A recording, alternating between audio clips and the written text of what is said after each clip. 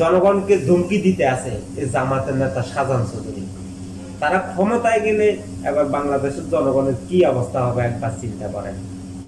খবরদার খবরদার, আমি শাহজাহান চৌধুরী আর যারা নাও চিনে টিকারা এখনো পর্যন্ত মাটির তলে বসবাস করে। সুদূর বুদূর নগরীও লুড়ো জেলা করি, আজ যদি সকল ফানি ফানি এটা লুড়ো জেলা করি বাজিও।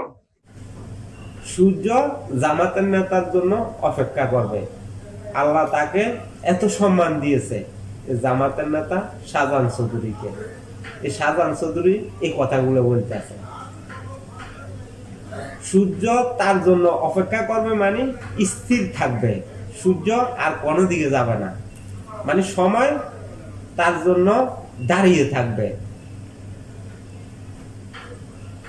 একবার চিন্তা করেন, জামাতের নেতা এই কথাবার্তা গুলো বলি বাংলাদেশের জনগণের মধ্যে বিভ্রান্তি সৃষ্টি করতে আছে। সময় তো কারোর জন্য অপেক্ষা করে না, সময় তো চলতে থাকে। এই জামাতের নেতা আবার হুঙ্কার দিতে আছে, আমাকে যারা চিনো নেই আমাকে চিনে রাখো, যারা আমাকে চিনে নেই তারা মাটির নিচে আছে, তারা মাটির নিচে চলে গেছে। এই কথাবার্তা গুলো বলতে আছে, হুঙ্কার দিতে আছে, জনগণকে ধমকি দিতে আছে এই জামাতের নেতা শাহজাহান চৌধুরী। তারা ক্ষমতায় গেলে এবার বাংলাদেশের জনগণের কি অবস্থা হবে একবার চিন্তা করেন। জামাতের নেতারা ছিল স্বাধীনতা বিরোধী, বাংলাদেশের বিপক্ষে ছিল। আজকে তারা বড় বড় হুঙ্কার দিতে আছে।